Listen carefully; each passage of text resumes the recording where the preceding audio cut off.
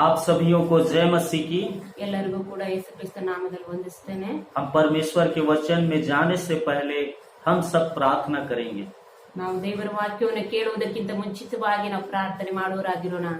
धन्यवाद सर्वशक्तिमान ಸರ್ವಶಕ್ತನಾದಂತ ದೇವರೇ, जीवित परमेश्वर, आपकी स्तुति हो, आपकी आराधना हो. ಜೀವವುಳ್ಳ ದೇವರ ಸ್ವಾಮಿ, ನಿಮಗೆ ಸ್ತೋತ್ರ, ನಿಮ್ಮನ್ನು ಆರಾಧಿಸ್ತೇವೆ. आपके पवित्र वचन की ओर जाते हैं. ನಿನ್ನ ಪವಿತ್ರವುಳ್ಳ ವಾಕ್ಯವನ್ನು ನೋಡ್ಲಿಕ್ಕೆ ಹೋಗ್ತಾ ಇದ್ದೇವೆ. वचन के द्वारा हम सबसे बोल और बातचीत कर. ನಿನ್ನ ವಾಕ್ಯದ ಸಂಗಡ ನಮ್ಮ ಜೊತೆ ಮಾತನಾಡು. पवित्र आत्मा हम सबकी सहायता कर. ಪವಿತ್ರ ಆತ್ಮ, ನೀ ನಮಗೆ ಸಹಾಯ ಮಾಡು. हम सबको आशीषित कर. ನಮ್ಮೆಲ್ಲರನ್ನು ಆಶೀರ್ವದಿಸು. दुआ यीशु के नाम से मांगते हैं. ಯೇಸು ಕ್ರಿಸ್ತನ ನಾಮದಲ್ಲಿ ಪ್ರಾರ್ಥಿಸ್ತೇನೆ.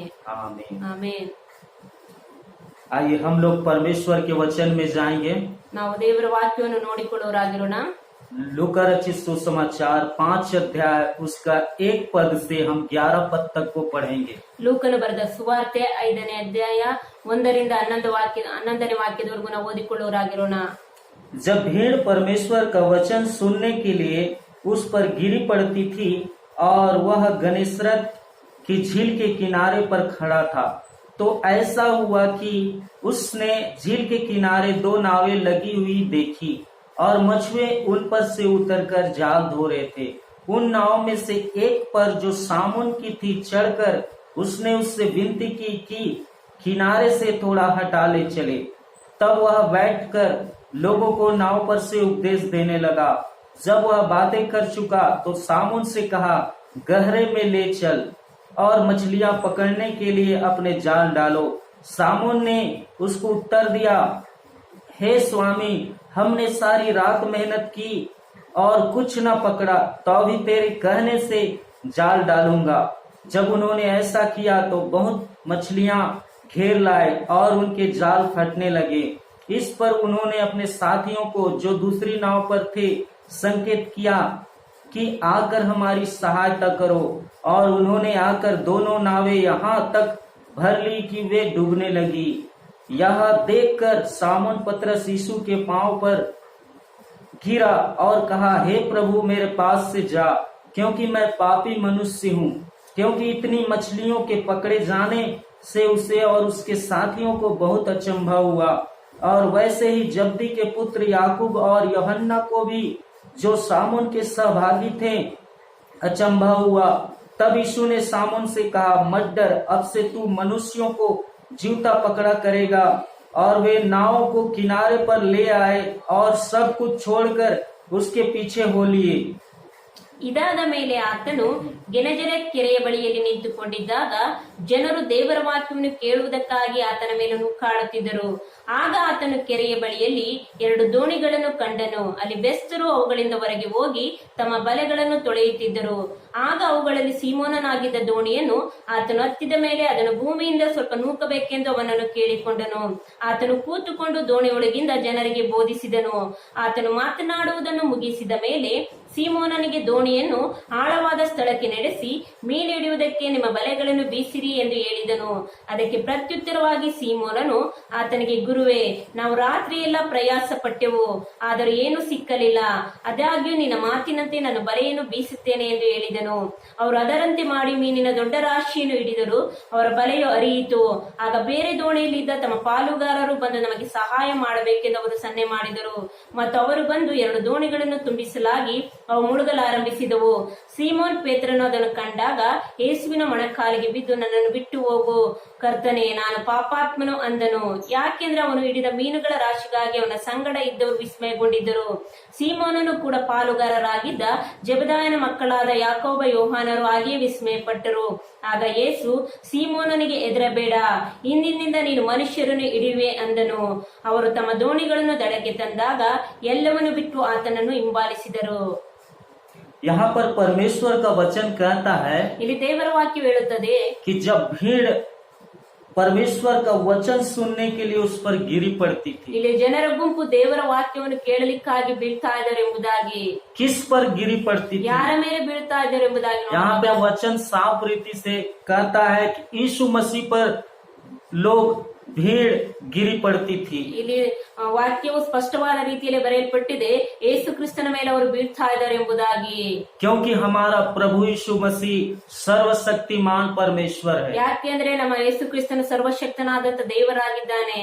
आपसे और मुझसे प्रेम के खातिर उसने उस स्वर्ग के सिंहासन को छोड़कर इस धरती पर आया। ಆತನು ನಮ್ಮ ನಿಮ್ಮ ಮೇಲೆ ಇಟ್ಟಂತ ಪ್ರೀತಿಯ ನಿಮಿತ್ತವಾಗಿ ಆತನ ಪರಲೋಕದ ಸಿಂಹಾಸನ ಬಿಟ್ಟು ಈ ಲೋಕಕ್ಕೆ ಬಂದನು.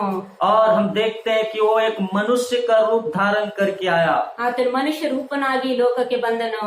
वही यीशु मसीह आज भी जीवित है। ಆ ಯೇಸು ಕ್ರಿಸ್ತನು ಇವತ್ತು ಕೂಡ ಜೀವಿತನಾಗಿದ್ದಾನೆ. हम देखते हैं इस संसार में बहुत सारे ऐसे लोग हैं ನಾವು ನೋಡುತ್ತೇವೆ ಈ ಲೋಕದಲ್ಲಿ ಇದೇ ಅನೇಕ ರೀತಿಯಾದಂತ ವ್ಯಕ್ತಿಗಳಿದ್ದಾರೆ, जो अपने नाम को कमाने के लिए, पैसा को कमाने के लिए, शोहरत इज्जत को कमाने के लिए आए।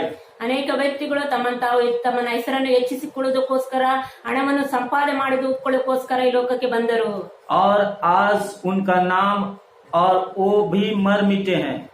ಇವತ್ತು ನೋಡುವಾಗ ಅವರ ಹೆಸರು ಕೂಡ ಇಲ್ಲ, ಅವರು ಕೂಡ ಸತ್ತು ಹೋಗಿದ್ದಾರೆ.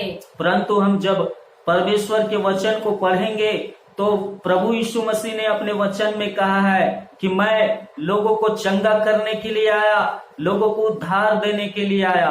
ನಾವು ನೋಡುತ್ತೇವೆ ಸತ್ಯವೇದದಲ್ಲಿ ದೇವರ ವಾಕ್ಯ ಹೇಳುತ್ತದೆ, ಯೇಸು ಕ್ರಿಸ್ತನು ಜನರನ್ನು ಗುಣಪಡಿಸಲಿಕ್ಕಾಗಿ ಮತ್ತು ಜನರಿಗೆ ರಕ್ಷಣೆಯನ್ನು ಉಂಟು ಮಾಡಲಿಕ್ಕೆ ಬಂದನು ಎಂಬುದಾಗಿ. वो परमेश्वर, वो प्रभु यीशु मसीह कल भी लोगों को चंगा करते थे, आज भी लोगों को चंगा कर रहे हैं। ನಿನ್ನೆ ಕೂಡ ಯೇಸು ಕ್ರಿಸ್ತನ ಜನರಿಗೆ ಗುಣಪಡಿಸ್ತಾ ಇದ್ದಾನೆ, ಇವತ್ತು ಕೂಡ ಜನರಿಗೆ ದೇವರು ಗುಣಪಡಿಸ್ತಾ ಇದ್ದಾನೆ. कल भी वो उद्धार देते थे, आज भी लोगों को उद्धार दे रहे हैं। ನಿನ್ನೆ ಕೂಡ ಆತನ ಜನರಿಗೆ ರಕ್ಷಣೆಯನ್ನು ಉಂಟು ಮಾಡ್ತಾ ಇದ್ದಾನೆ, ಇವತ್ತು ಕೂಡ ರಕ್ಷಣೆಯನ್ನು ಉಂಟು ಮಾಡ್ತಾ ಇದ್ದಾನೆ. यहाँ पर देखते हैं कि जब भीड़ परमेश्वर का वचन सुनने के लिए यीशु मसीह पर गिरी पड़ती थी, ಇಲ್ಲಿ ನಾವು ದೇವರ ವಾಕ್ಯದಲ್ಲಿ ನೋಡುತ್ತೇವೆ, ದೇವರ ವಾಕ್ಯವನ್ನು ಕೇಳಲಿಕ್ಕಾಗಿ ಆತನ ಮೇಲೆ ಜನರು ಬೀಳ್ತಾ ಇದ್ದಾರೆ ಎಂಬುದಾಗಿ. क्योंकि परमेश्वर का वचन अद्भुत और दो धारी तलवार से भी चोखा है। ಯಾಕೆಂದ್ರೆ ದೇವರ ವಾಕ್ಯ ಅದು ಅದ್ಭುತವಾದದ್ದು, ಅದು ಇಪ್ಪಾಯಿ ಕತ್ತಿಗಿಂತಲೂ ಹರಿತವಾದದ್ದು ಎಂಬುದಾಗಿ. यहाँ पर परमेश्वर का वचन को लोग महत्व देते थे। ಇಲ್ಲಿ ನೋಡುತ್ತೇವೆ ದೇವರ ವಾಕ್ಯಕ್ಕೆ ಜನರು ಮಹತ್ವವನ್ನು ಕೊಡುತ್ತಿದ್ದಾರೆ ಎಂಬುದಾಗಿ. लोग चंगाई पाने के लिए आते तो थे, ಅವರು ಜನರು ಗುಣ ಹೊಂದುವುದಕ್ಕೋಸ್ಕರ ಬರ್ತಾ ಇದ್ರು, परंतु उससे ज्यादा परमेश्वर के वचन को सुनने के लिए महत्व और तैयार रहते थे। ಅದಕ್ಕಿಂತ ಹೆಚ್ಚಾಗಿ ಅವರು ದೇವರ ವಾಕ್ಯವನ್ನು ಕೇಳಲಿಕ್ಕಾಗಿ ಅವರು ಮಹತ್ವವನ್ನು ಕೊಡ್ತಾ ಇದ್ರು ಮತ್ತು ಸಿದ್ಧರಾಗಿದ್ದರು. कई बार हम भी प्रभु यीशु मसीह के पास आते हैं चंगाई पाने के लिए, ನಾವು ಕೂಡ अनेक ಬಾರಿ ಯೇಸು ಕ್ರಿಸ್ತನ ಬಳಿಗೆ ಬರುತ್ತೇವೆ ಗುಣ ಹೊಂದಲಿಕ್ಕಾಗಿ, ಸೌಖ್ಯವನ್ನು ಹೊಂದಲಿಕ್ಕಾಗಿ. लेकिन परमेश्वर के वचन को हम महत्व नहीं देते हैं और सुनते नहीं हैं और तैयार नहीं रहते। ನಾವು ಕೂಡ ದೇವರ ವಾಕ್ಯವನ್ನು ನಾವು ಕೇಳುವುದಕ್ಕೆ ಸಿದ್ಧರಾಗಿರುವುದಿಲ್ಲ, ಮಹತ್ವವನ್ನು ಕೊಡುವುದಿಲ್ಲ. लेकिन यहाँ पे हम देखे स्पष्ट रीति से जो भीड़ थी वो परमेश्वर के वचन को सुनने के लिए तैयार थे। ಇಲ್ಲಿ ನಾವು ದೇವರ ವಾಕ್ಯವು ಸ್ಪಷ್ಟವಾಗಿ ಬರೆಯಲ್ಪಟ್ಟಿದೆ, ಆ ಜನರು ದೇವರ ವಾಕ್ಯವನ್ನು ಕೇಳಲಿಕ್ಕಾಗಿ ಅವರು ಯೇಸು ಕ್ರಿಸ್ತನ ಮೇಲೆ ಬೀಳ್ತಾ ಇದ್ದಾರೆ ಎಂಬುದಾಗಿ. इसलिए हमें हमेशा वचन को सुनने के लिए तैयार रहना है और वचन को अपने जीवन में महत्व देना है। ಆದ್ದರಿಂದ ನಾವು ಯಾವಾಗಲೂ ಕೂಡ ದೇವರ ವಾಕ್ಯವನ್ನು ಕೇಳಲಿಕ್ಕೆ ಸಿದ್ಧರಾಗಿರಬೇಕು ಮತ್ತು ದೇವರ ವಾಕ್ಯಕ್ಕೆ ನಾವು ಮಹತ್ವವನ್ನು ಕೊಡೋರಾಗಿರಬೇಕು. यहाँ पे हम देखते हैं कि यीशु मसीह गनेसरत की झील के किनारे पर खड़ा था। ಇಲ್ಲಿ ದೇವರ ವಾಕ್ಯದಲ್ಲಿ ನಾವು ನೋಡುತ್ತೇವೆ ಯೇಸು ಕ್ರಿಸ್ತನು ಗೆನಜರೇತಿನ ಕೆರೆಯ ದಡದಲ್ಲಿ ನಿಂತಿದ್ದಾನೆ ಎಂಬುದಾಗಿ. और उसने झील के किनारे दो नावें लगी हुई देखी, ಅಲ್ಲಿ ನೋಡುತ್ತೇವೆ ಅಲ್ಲಿ 2 ದೋಣಿಗಳು ಇದ್ದವು ಎಂಬುದಾಗಿ. और मछुए उन पर से उतरकर जाल धो रहे थे। ಅಲ್ಲಿ ನೋಡುತ್ತೇವೆ ಮೀನುಗಾರರು ಅವರು ದಡದಲ್ಲಿ ಬಂದು ಮೀನಿನ ಬಲೆಗಳನ್ನು ತೊಳೆಯುತ್ತಾ ಇದ್ದರು ಎಂಬುದಾಗಿ.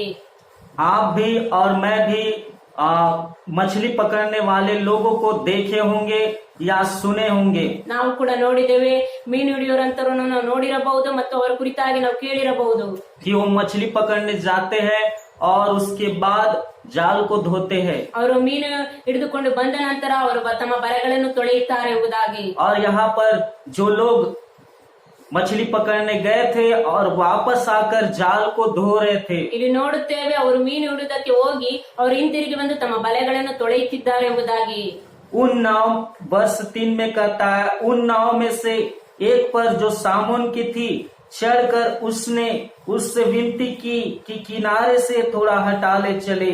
तब वह बैठकर लोगों को नाव पर से उपदेश देने लगा। ಆ ದೋಣಿಗಳಲ್ಲಿ ಒಂದು ಸಿಮೋನನ ದೋಣಿಯನ್ನು ಆತನು ಹತ್ತಿ ಅದನ್ನು ಭೂಮಿಯಿಂದ ಸ್ವಲ್ಪ ನೂಕಬೇಕೆಂದು ಅವನು ಕೇಳಿಕೊಂಡನು. ಆತನು ಕೂತುಕೊಂಡು ದೋಣಿಯೊಳಗಿಂದ ಜನರಿಗೆ ಬೋಧಿಸಿದನು. यहाँ पर देखते थे कि 2 नाव थी, ಇಲ್ಲಿ ನಾವು ನೋಡುತ್ತೇವೆ 2 ದೋಣಿಗಳಿದ್ದವು ಎಂಬುದಾಗಿ. परंतु प्रभु यीशु मसीह सिर्फ सामोन पतरस के नाव पर बैठने के लिए विनती किया। ಇಲ್ಲಿ ನೋಡುತ್ತೇವೆ ಯೇಸು ಕ್ರಿಸ್ತನ ಸೀಮೋನ ಪೇತ್ರನ ದೋಣಿಯಲ್ಲಿ ಕೂತುಕೊಳ್ಳುವುದಕ್ಕೋಸ್ಕರ ಆತನನ್ನು ವಿನಂತಿಸಿಕೊಂಡನೆಂಬುದಾಗಿ. हम देखते हैं कि वो जो नाव थी यीशु मसीह का नहीं था, ನೋಡುತ್ತೇವೆ ಆ ದೋಣಿ ಯೇಸು ಕ್ರಿಸ್ತನದಲ್ಲ, परंतु सामोन पतरस का था। ಆ ದೋಣಿಯು ಅದು ಸೀಮೋನ ಪೇತ್ರನದಾಗಿತ್ತು. लेकिन हम देखते हैं कि प्रभु यीशु मसीह उस नाव पर क्यों गए। ನಾವು ನೋಡ್ತೇವೆ ಯಾಕೆ ಯೇಸು ಕ್ರಿಸ್ತನ ಆ ದೋಣಿಯಲ್ಲಿ ಹೋದನೆಂಬುದಾಗಿ. यहाँ पर लिखा है कि वचन को प्रचार करने के लिए गए। ಇಲ್ಲಿ ನೋಡುತ್ತೇವೆ ನಾವು ಆತನು ದೇವರ ವಾಕ್ಯವನ್ನು ಬೋಧಿಸಲಿಕ್ಕಾಗಿ ಹೋದನೆಂಬುದಾಗಿ. वर्ष 4 में लिखा है, जब वह बातें कर चुका तो सामोन से कहा, गहरे में ले चल और मछलियां पकड़ने के लिए अपने जाल डालो। ಇಲ್ಲಿ 4ನೇ ವಾಕ್ಯದಲ್ಲಿ ಬರೆಯಲ್ಪಟ್ಟಿದೆ, ಆತನು ಮಾತನಾಡುವುದನ್ನು ಮುಗಿಸಿದ ಮೇಲೆ ಸೀಮೋನನಿಗೆ ದೋಣಿಯನ್ನು ಆಳವಾದ ಸ್ಥಳಕ್ಕೆ ನಡೆಸಿ ಮೀನು ಹಿಡಿಯುವುದಕ್ಕೆ ನಿಮ್ಮ ಬಲೆಗಳನ್ನು ಬೀಸಿರಿ ಎಂದು ಹೇಳಿದನು. यहाँ पे 3 और वर्ष 4 में हम देखते हैं ಇಲ್ಲಿ 3 ಮತ್ತು 4ನೇ ವಾಕ್ಯದಲ್ಲಿ ನೋಡುತ್ತೇವೆ कि सबसे पहले प्रभु यीशु मसीह उसके जीवन में उसके नाव में आते हैं। ಇಲ್ಲಿ ನೋಡುತ್ತೇವೆ ಮೊದಲನೇದಾಗಿ ಯೇಸು ಕ್ರಿಸ್ತನು ಪೇತ್ರನ ಜೀವನದಲ್ಲಿ ಮತ್ತು ಆತನ ದೋಣಿಯಲ್ಲಿ ಹೋದನೆಂಬುದಾಗಿ. हम देखते हैं यहाँ पे कि सबसे पतरस पहले काम करता है, वह प्रभु यीशु मसीह को अपने नाव में, अपने जीवन में, अपने हृदय में आमंत्रित करता है। ಇಲ್ಲಿ ನೋಡುತ್ತೇವೆ ಪೇತ್ರನು ಮೊದಲನೇದಾಗಿ ಆತನು ತನ್ನ ಜೀವಿತದಲ್ಲಿ ಮತ್ತು ತನ್ನ ದೋಣಿಯಲ್ಲಿ ಯೇಸು ಕ್ರಿಸ್ತನನ್ನು ಆತನು ಆಹ್ವಾನಿಸುತ್ತಾನೆ. हालेलुया। हालेलुया। हम देखते हैं कि वह एक मेहनती और परिश्रमी व्यक्ति था। ಆತನು ಇಲ್ಲಿ ನೋಡುತ್ತೇವೆ ಪೇತ್ರನು ಆತನು ಬಹಳ ಪ್ರಯಾಸ ಪಡುವಂತ ಮತ್ತು ಅನುಭವಗಳು ಮೀನು ಹಿಡಿದ್ರಲ್ಲಿ ಅನುಭವಳುವಂತ ವ್ಯಕ್ತಿಯಾಗಿದ್ದನು. वह आलसी व्यक्ति नहीं था, ಆತನು ಸೋಮಾರಿಯಾದಂತ ವ್ಯಕ್ತಿಯಲ್ಲ, परंतु मछली पकड़ने में अनुभवी व्यक्ति था। ಆತನು ಮೀನು ಹಿಡಿಯುವುದರಲ್ಲಿ ಅನುಭವವುಳ್ಳ ವ್ಯಕ್ತಿಯಾಗಿದ್ದನು. परंतु हम देखते हैं कि वह असफलता के क्षेत्र में निराशा होकर चल रहा था। ನೋಡುತ್ತೇವೆ ಇದರಲ್ಲಿ ನಾವು ದೇವರ ವಾಕ್ಯದಲ್ಲಿ ನೋಡುತ್ತೇವೆ ಆತನು ಮೀನು ಹಿಡಿಯುವುದರಲ್ಲಿ ಆತನು ಸಫಲ ಕಾಣಲಿಲ್ಲ ಎಂಬುದಾಗಿ.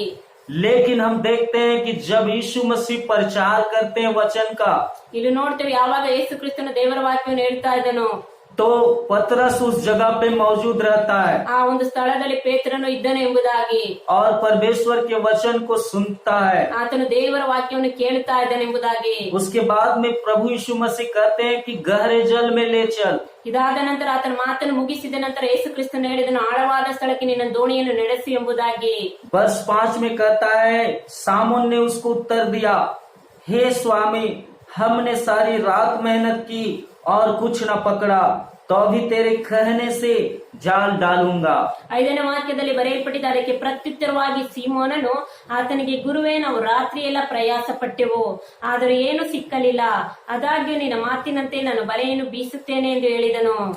हम देखते हैं यहाँ पे उसने कह रहा है कि मैंने मेहनत किया, परिश्रम किया, फिर भी हमें कुछ भी हासिल और सफलता नहीं मिला।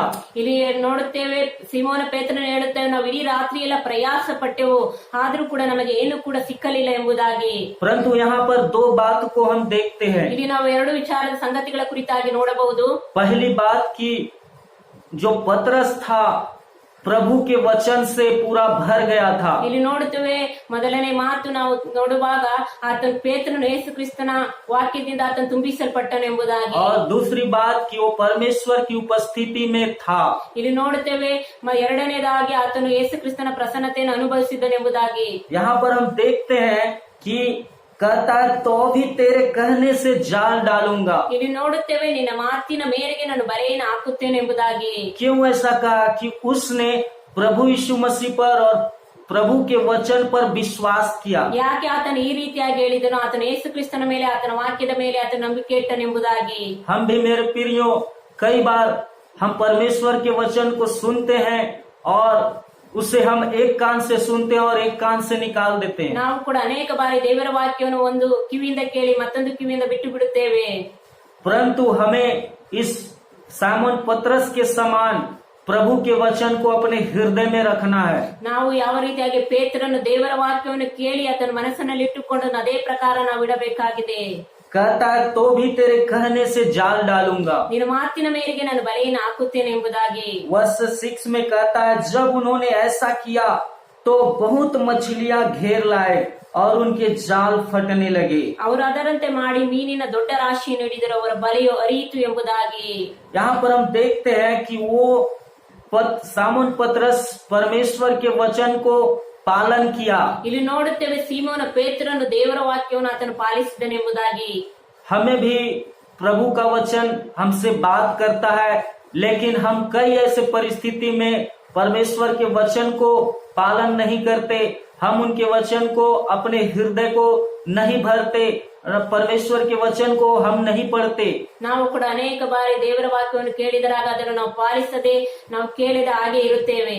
यदि हम प्रभु के वचन को जब हम पढ़ेंगे और वचन को अपने हृदय में भरेंगे तो ನಾವು ಯಾವಾಗ ದೇವರ ವಾಕ್ಯವನ್ನು ಕೇಳಿ ಅದನ್ನು ನಮ್ಮ ಹೃದಯದಲ್ಲಿ ಇಟ್ಟುಕೊಳ್ಳುತ್ತೇವೋ तो सचमुच में प्रभु हमें उस उन्नति को देगा।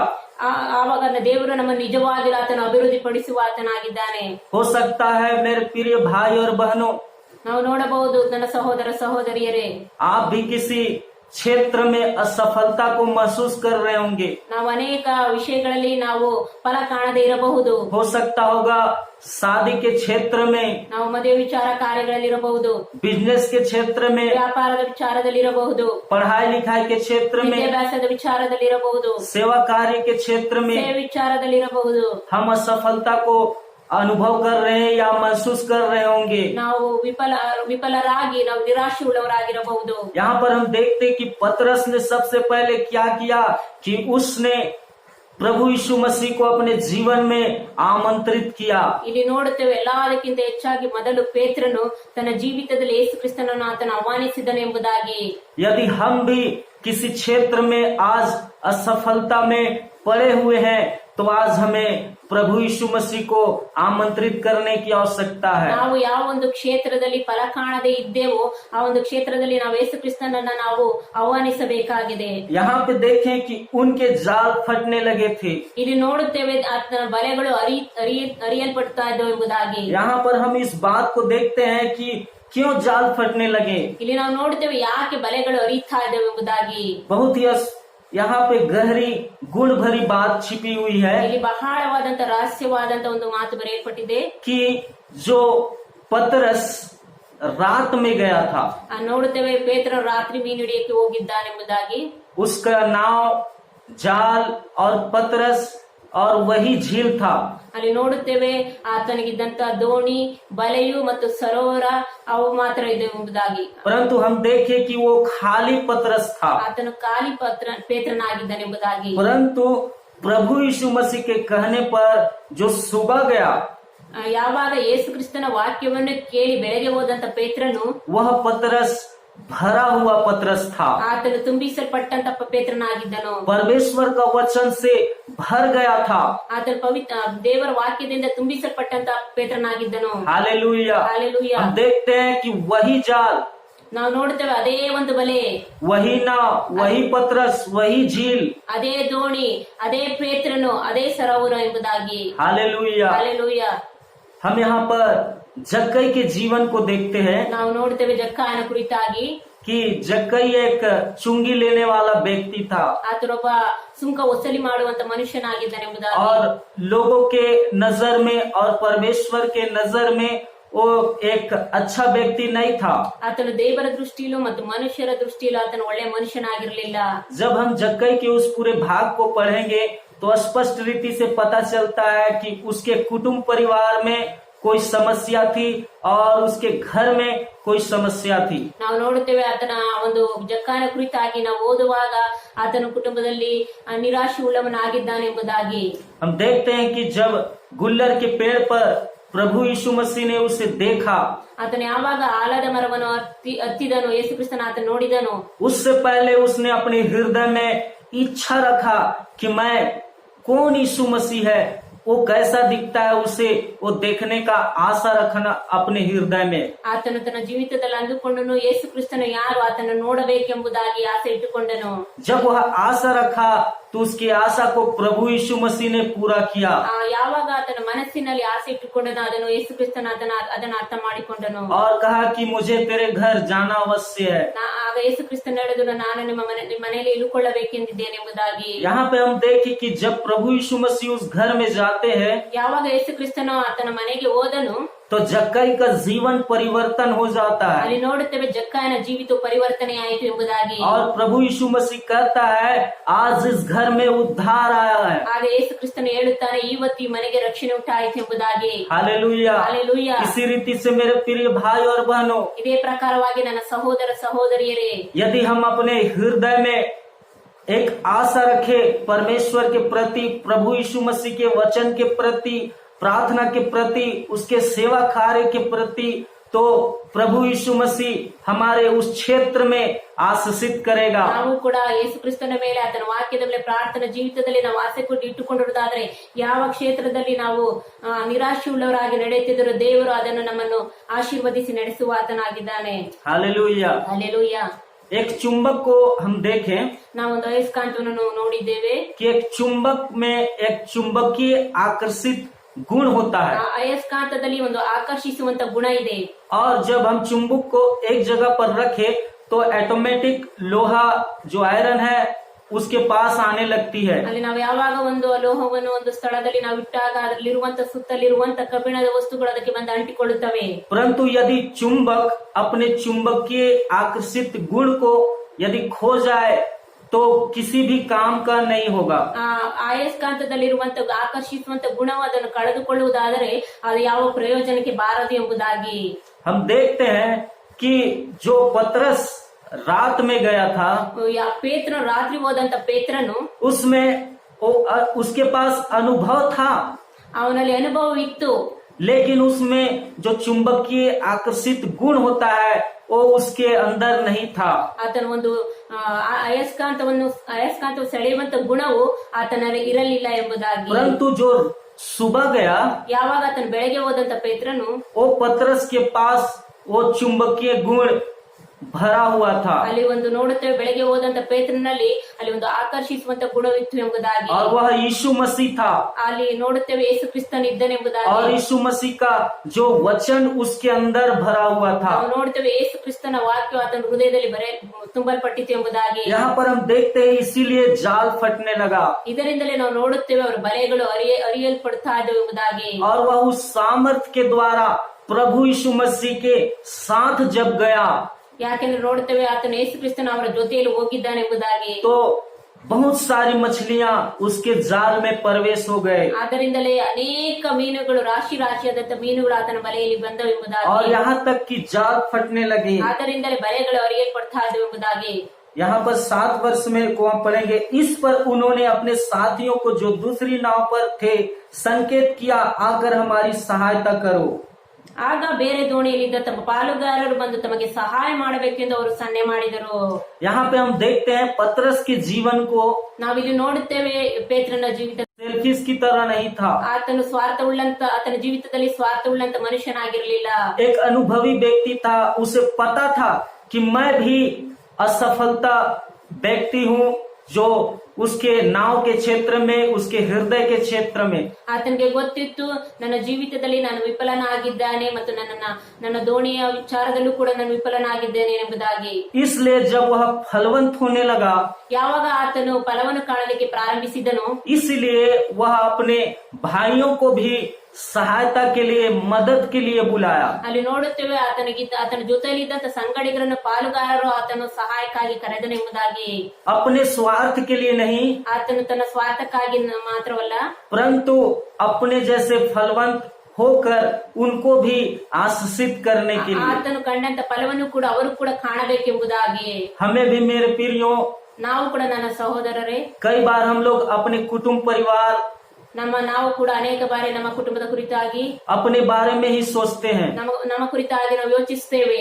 लेकिन आज के इस परिस्थिति के अनुसार ನಾವು ಈ ಒಂದು ಪರಿಸ್ಥಿತಿಗೆ ಅನುಸಾರವಾಗಿ कि परमेश्वर ने जो हमें यह अवसर दिया है ಇದನ್ನು ನಮಗೆ ದೇವರು ಒಂದು ಅವಕಾಶವನ್ನು ಕೊಡ್ತಾ ಇದ್ದಾನೆ, ಎಚ್ಚರಿಕೆಯನ್ನು.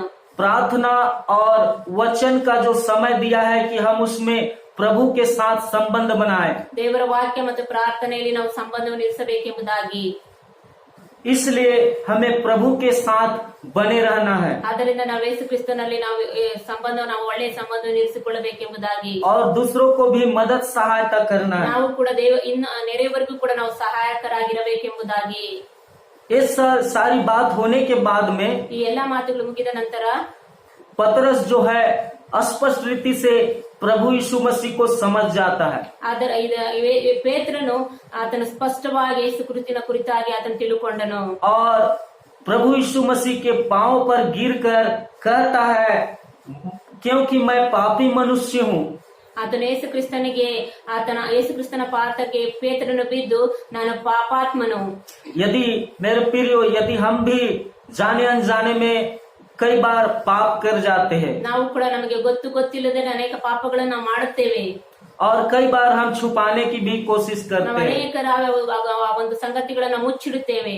हम सोचते हैं कि कोई नहीं देख रहा है, ನಾವು ಅಂದ್ಕೊಳ್ತೇವೆ ಯಾರು ಕೂಡ ನೋಡಿಲ್ಲ ಎಂಬುದಾಗಿ. परंतु हमारा प्रभु यीशु मसीह हमें देखते रहता है. ಯಾಕೆಂದ್ರೆ ನಮ್ಮ ಯೇಸು ಕ್ರಿಸ್ತನ ಎಲ್ಲವನ್ನು ಆತ ನೋಡುವ ಆತನಾಗಿದ್ದಾನೆ. इसलिए हमें कहना है कि हे प्रभु, हमने पाप किया है, हमारे पापों को क्षमा कर. ಆದ್ದರಿಂದಲೇ ನಾವು ಹೇಳಬೇಕಾಗಿದೆ, ದೇವರೇ ನಾನು ಪಾಪ ಮಾಡಿದ್ದೇನೆ, ನನ್ನ ಕ್ಷಮಿಸಿ ಎಂಬುದಾಗಿ. तो हमारा प्रभु यीशु मसीह क्षमा करने में विश्वास योग्य और उसके पास अधिकार है. ಆತನು ನಮ್ಮನ್ನು ಪಾಪಗಳನ್ನು ಕ್ಷಮಿಸಲಿಕ್ಕೆ ಆತನಿಗೆ ಅಧಿಕಾರವಿದೆ ಎಂಬುದಾಗಿ. हालेलुया. हालेलुया. यहाँ पर हम देखते हैं कि उसके साथी और पतरस भी अचंभा हो गए थे इस घटना से. ಈ ಒಂದು ಇಲ್ಲಿ ನೋಡುತ್ತೇವೆ, ಅವರು ಆ ಸಂಗತಿಯನ್ನು ನೋಡಿ ಈ ಪೇತ್ರನು ಮತ್ತು ಆತನ ಜೊತೆಯಲ್ಲಿ ಎಲ್ಲರೂ ಕೂಡ ವಿಸ್ಮಯ ಪಟ್ಟರು ಎಂಬುದಾಗಿ. तब यीशु ने सामून से कहा, ಆಗ ಯೇಸು ಕ್ರಿಸ್ತನು ಪೇತ್ರನಿಗೆ ಹೇಳಿದನು, मत डर, अब से तू मनुष्यों को जीवता पकड़ा करेगा. ಅಂಜಬೇಡ, ಇವತ್ತಿನಿಂದ ನಾನು ನಿನ್ನನ್ನು ಮನುಷ್ಯರನ್ನು ಹಿಡಿಯುವಂತ ಬೆಸ್ತನಾಗಿ ಮಾಡುವೆಂಬುದಾಗಿ. मेरे प्रियो, ನನ್ನ ಸಹೋದರರೇ, मत डर कह रहा है. ಹೆದರಬೇಡ. हमें भी प्रभु का वचन कह रहा है, हमें डरने की नहीं, भय खाने की नहीं, परंतु सामर्थ का आत्मा दिया गया है. ದೇವರು ನಮಗೆ ಹೇಳಿತನದ ಆತ್ಮವನ್ನು ಕೊಟ್ಟಿಲ್ಲ ಎಂಬುದಾಗಿ. इसलिए हमें लोगों के लिए प्रार्थना करना है और हमें आज प्रभु यीशु मसीह सुसमाचार सुनाने वाला बना रहा है. ಆದ್ದರಿಂದಲೇ ನಾವು ದೇವರ ವಾಕ್ಯವನ್ನು ಅನೇಕರಿಗೆ ಸಾರುವವರಾಗಿರಬೇಕೆಂಬುದಾಗಿ. और प्रभु यीशु मसीह के पीछे चलने की आवश्यकता है. ಆದ್ದರಿಂದಲೇ ದೇವರ ವಾಕ್ಯ ಆತನ ಹಿಂದೆ ನಾವು ಹೋಗುವುದು ಅವಶ್ಯಕವಾಗಿದೆ ಎಂಬುದಾಗಿ. हम देखें मेरे प्रियो, सबसे पहले पतरस अपनी असफलता में प्रभु यीशु मसीह को आमंत्रित किया. ನಾವು ನೋಡುತ್ತೇವೆ, ಪೇತ್ರನು ಆತನ ಫಲ ಕಾಣದಂತ ಸಮಯದಲ್ಲಿ ಯೇಸು ಕ್ರಿಸ್ತನನ್ನು ಆತನ ಆಹ್ವಾನಿಸಿದನೆಂಬುದಾಗಿ. वह जब निराश था, वह जब खालीपन महसूस कर रहा था, तब प्रभु यीशु मसीह के वचन को अपने हृदय में, अपने जीवन में भरा. ಅದನ್ನು ನೋಡುತ್ತೇವೆ, ಆತನು ಖಾಲಿಯಾಗಿದ್ದನು ಮತ್ತು ನಿರಾಶೆ ಉಳ್ಳವನಾಗಿದ್ದನು. ಅಂತ ಒಂದು ಸಮಯದಲ್ಲಿ ಯೇಸು ಕ್ರಿಸ್ತನ ತನ್ನ ಜೀವಿತದಲ್ಲಿ ಆತನ ಆಹ್ವಾನಿಸಿದನೆಂಬುದಾಗಿ. जब प्रभु यीशु मसीह के साथ प्रभु के वचन के अनुसार गया, ಆತನು ಯೇಸು ಕ್ರಿಸ್ತನ ವಾಕ್ಯದ ಮೇರೆಗೆ ಆತನು ಹೋದನೆಂಬುದಾಗಿ. तो उसके जीवन में हम देखते हैं उन्नति को. ನಾವು ನೋಡ್ತೇವೆ ಆತನ ಜೀವಿತದ ಕುರಿತಾಗಿ ಆತನು ಉನ್ನತಿ ಹೊಂದಿದನೆಂಬುದಾಗಿ. कि कैसे असफलता से सफलता में प्रवेश किया. ಆತನು ಯಾವ ರೀತಿಯಾಗಿ ಒಂದು ವಿಫಲನಾಗಿದ್ದನು, ಯಾವ ರೀತಿಯಾಗಿ ಆತನ ಫಲ ಕಂಡನೆಂಬುದಾಗಿ. उसी प्रकार आज मेरे प्रिय भाई और बहनों, ಅದೇ ಪ್ರಕಾರವಾಗಿ ಇವತ್ತು ಕೂಡ ನನ್ನ ಸಹೋದರ ಸಹೋದರಿಯರೇ, हमारे भी जीवन में कई ऐसे क्षेत्र होंगे जिसमें हम असफलता में होंगे. ನಾವು ಅನೇಕ ವಿಚಾರಗಳಲ್ಲಿ ನಾವು ಸೋತವರಾಗಿರಬಹುದು, ನಿರಾಶೆ ಉಳ್ಳವರಾಗಿರಬಹುದು. तो हम पतरस के समान अपने जीवन को प्रभु को दे, तो प्रभु हमारे उस क्षेत्र में आशीषित करेगा. ನಾವು ಕೂಡ ನಮ್ಮ ಜೀವಿತವನ್ನು ನಮ್ಮ ಯೇಸು ಕ್ರಿಸ್ತನಿಗೆ ನಾವು ಒಪ್ಪಿಸಿಕೊಡುವಾಗ ದೇವರು ನಮ್ಮನ್ನು ಅಭಿವೃದ್ಧಿಪಡಿಸಿ ನಡೆಸುವಾತನಾಗಿದ್ದಾನೆ. हमें उन्नति करेगा. ಆತನು ಅಭಿವೃದ್ಧಿಪಡಿಸುವಾತನಾಗಿದ್ದಾನೆ. आज इस वचन के अनुसार ಇವತ್ತು ಈ ವಾಕ್ಯದ ಮುಖಾಂತರವಾಗಿ हमें जांचने की आवश्यकता है. ನಾವು ಯೋಚಿಸಬೇಕಾಗಿದೆ. हालेलुया. हालेलुया. इस वचन के द्वारा प्रभु आप सभियों को आशीषित करे. ಈ ವಾಕ್ಯದ ಮುಖಾಂತರ ದೇವರು ನಮ್ಮೆಲ್ಲರನ್ನು ಕೂಡ ಆಶೀರ್ವದಿಸಲಿ. ಆಮೆನ್. आमीन.